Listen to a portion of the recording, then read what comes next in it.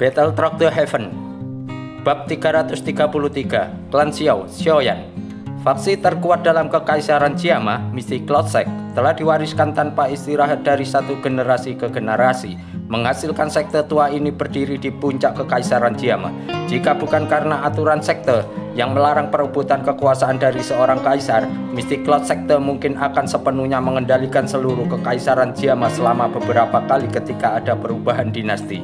Ini juga alasan mengapa keluarga kekaisaran masing-masing kekaisaran sangat takut pada makhluk besar yang berada di dekatnya.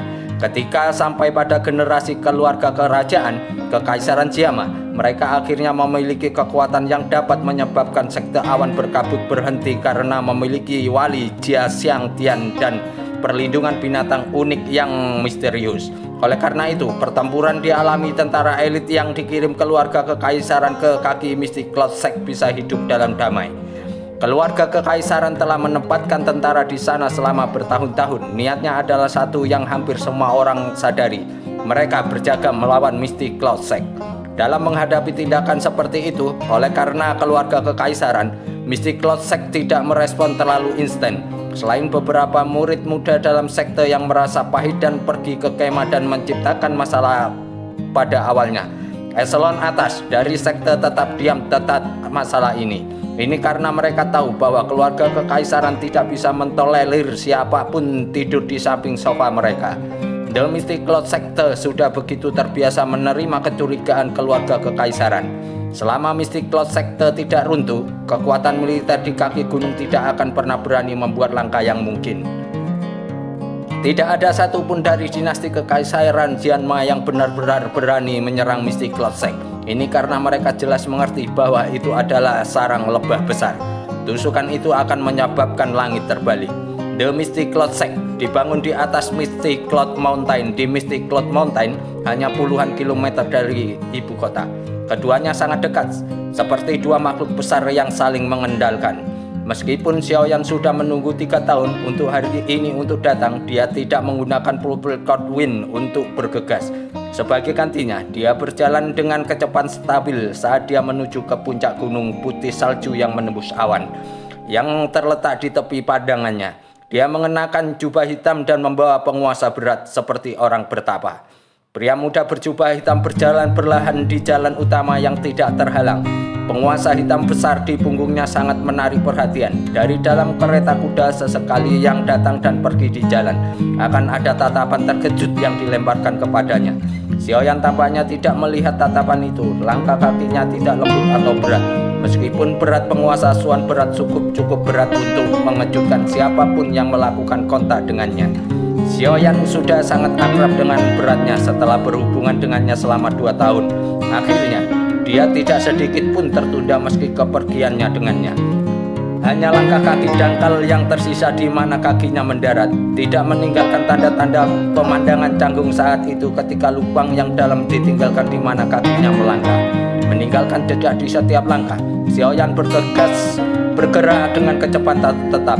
Meskipun sosoknya tampak kurus, itu memancarkan ketenangan dan sikap santai yang menyebabkan orang melemparkan ke samping.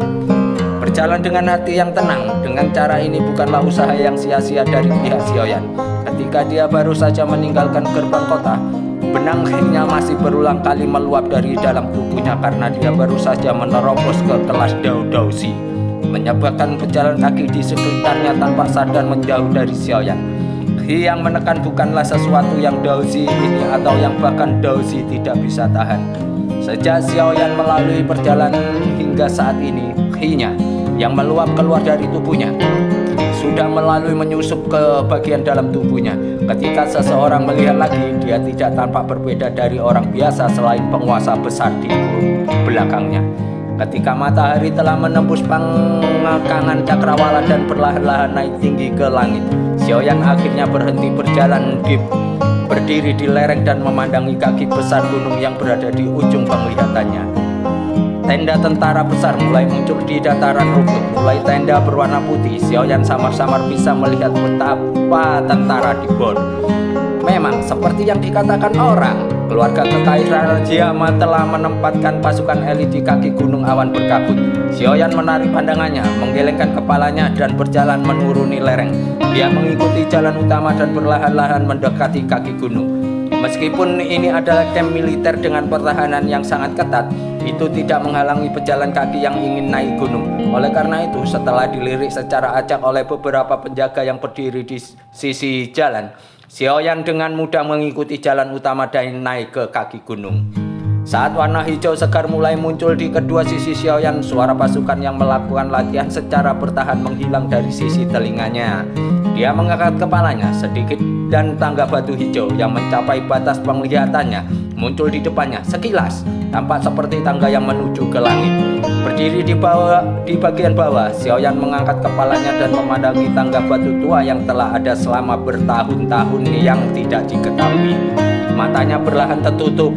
Tampaknya ada dering samar dan lembut padang yang jelas-jelas ditransmisikan dari tepi tangga batu saat diam-diam bergema di hutan. Itu seperti jam berdentang, memabukkan pikiran orang. Keheningan bertahan. Beberapa saat sebelum Xiaoyan perlahan membuka matanya, dia dengan lembut menepuk pedang suan berat yang berbaring di punggungnya. Langkah kakinya yang lembut akhirnya mendarat dengan kuat di tangga batu kuno yang tampak agak lembab. Pada saat ini, ia telah secara resmi tiba untuk perjanjian 3 tahun. Saat langkah kakinya mendarat, Xiaoyan bisa merasakan bahwa rohnya tampaknya melepaskan Qi yang telah ia tekan selama 3 tahun. Saat langkah kakinya mendarat, Xiaoyan bisa merasakan bahwa rohnya tampak melepaskan Qi yang telah ia tekan selama 3 tahun. 3 tahun lalu, seorang pria muda meninggalkan rumahnya sambil membawa kebencian, penghinaan, dan kemarahan tanpa sembrono dan kekanak-kanakan. Dia memasuki pegunungan dan berkelana ke padang pasir, dibawa pedang, darah, dan nyala api. Dia seperti pupah, dengan cepat mengubah dirinya sendiri. 3 tahun telah menghancurkan kelembutannya dan menyaksikan pertumbuhannya. Semua upaya ia adalah karena perjanjian 3 tahun hari ini. Emosi yang tidak diketahui memenuhi dadanya saat langkah Xiaoyan mempertahankan kecepatan seragam. Tatapannya menatap langsung ke ujung tangga batu saat ia melewati satu langkah pada suatu waktu. Tampaknya telah melewati rintangan ruang. Tatapannya tertembak ke tubuh wanita muda yang duduk bersila di puncak gunung. Nalan Yanran, mulut Xiaoyan bergerak sedikit. Suaranya tenang karena membawa beberapa emosi lain ketika nama itu diam-diam meninggalkan mulut Xiaoyan. Ketika menyelimuti ujung tangga batu panjang, di belakangnya ada tanah terbuka. Seluruh tempat itu sepenuhnya dibangun menggunakan batu besar berwarna seragam, tampak kuno dan megah. Sebuah monumen batu menjulang besar berdiri di tengah-tengah tanah terbuka. Di monumen batu ada catatan nama-nama pemimpin sekte masa lalu dan mereka yang telah melayani dengan baik untuk sekte tersebut. Ketika seseorang mengamati sekeliling tanah terbuka, seseorang dapat melihat hampir 1000 orang duduk di atas tanah terbuka ini. Orang-orang ini duduk dalam setengah lingkaran tanpa kecuali. Mereka semua mengenakan jubah berwarna putih bulan. Awan dengan pedang panjang yang menembus lengan baju mereka berkibar-kibar di tiup angin. Mirip seperti sesuatu yang hidup, samar-samar memancarkan sedikit arti lemah dari pedang. Di tempat tertinggi dari tanah terbuka ada beberapa kursi batu menjulang di samping tangga yang menyimpang dari yang lain. Ketika tangga berangsur-angsur naik, mereka yang duduk umumnya lebih tua. Platform batu tertinggi saat ini kosong tanpa ada satu pun di atasnya. Di bawahnya ada lebih dari 10 pria tua berjubah putih yang duduk bersila saat mereka menutup mata dan beristirahat. Di permukaan, orang bahkan tidak bisa melihat keunikan sedikit pun dari orang-orang tua ini. Tetapi jubah di tubuh mereka yang seperti baja yang bahkan tidak membuat gerakan sekecil apapun angin bertiup, cukup untuk membuat orang tahu bahwa orang-orang tua ini bukan individu yang sederhana. Di bawah lelaki tua berjubah putih ini ada kursi batu independen. Seorang wanita mengenakan jubah bulan memejamkan mata. Saat angin bertiup kencang, pakaiannya menempel pada sesosok yang cantik, memperlihatkan kurva dan sosok yang sempurna di bawahnya. Saat fokus seseorang beralih ke wajah cantik yang tenang dan acuh tak acuh, dia secara mengejutkan adalah Nalan Yanran. Meskipun hanya ada sekitar 1000 orang yang hadir di atas tanah terbuka, tempat itu sepenuhnya sunyi. Selain dari siulan angin, tidak ada sedikit pun suara aneh yang memancarkan. Kadang-kadang angin kencang sepoi-sepoi akan bertiup melewati putih melayang seperti awan di langit turun. Pemandangan seperti itu benar-benar mengejutkan ketika seorang meliriknya.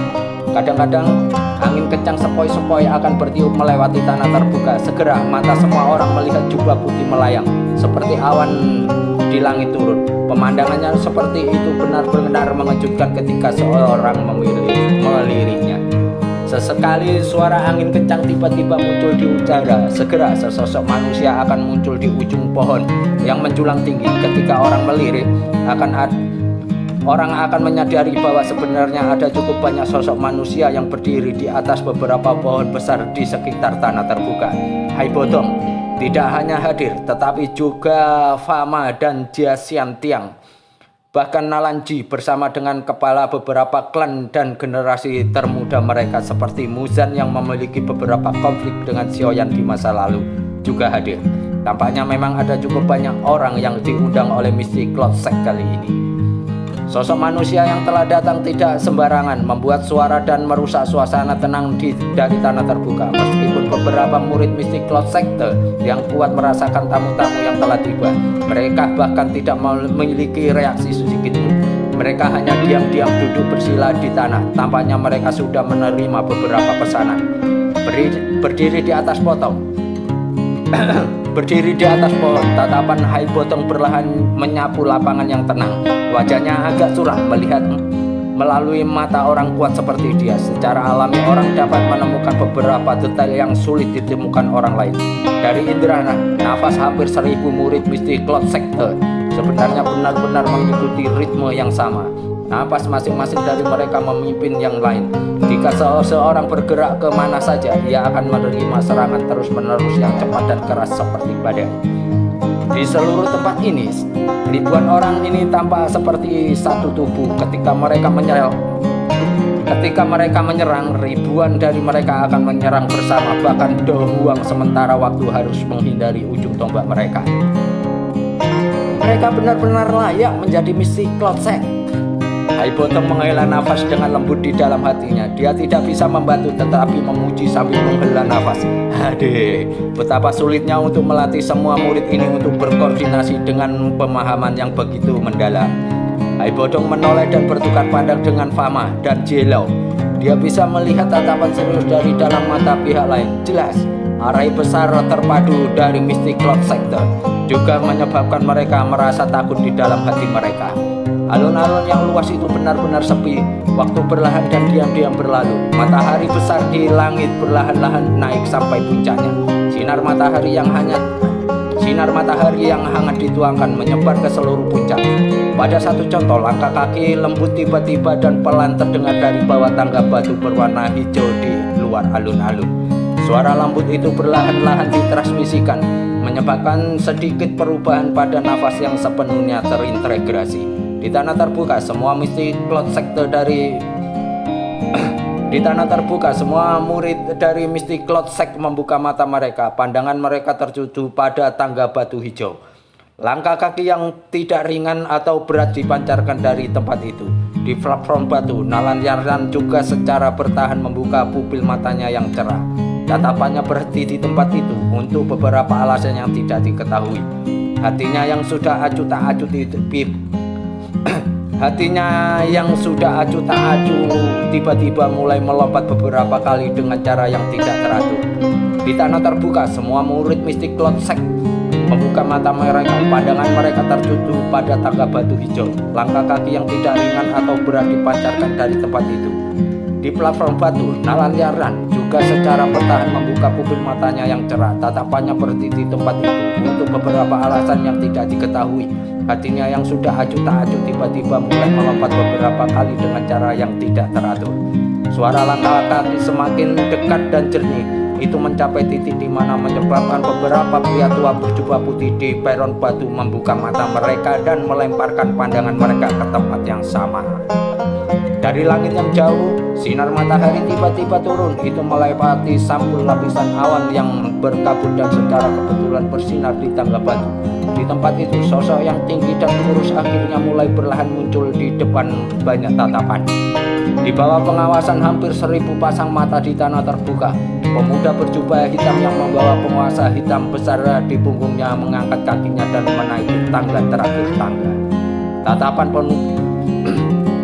Tatapan pemuda itu batal karena suka atau duka saat menyapu alun-alun besar.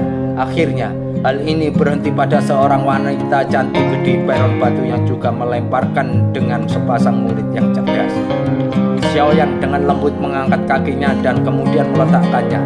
Dia mengulangi tindakannya yang sama selama 3 langkah. Hanya suara langkah kakinya yang lembut dan dalam melayang di alun-alun yang sunyi. Setelah 3 langkah jatuh, pria muda itu mengangkat kepalanya. Dia memperhatikan wanita itu dan membuka mulutnya dengan samar. Klan Xiao, Xiaoyan.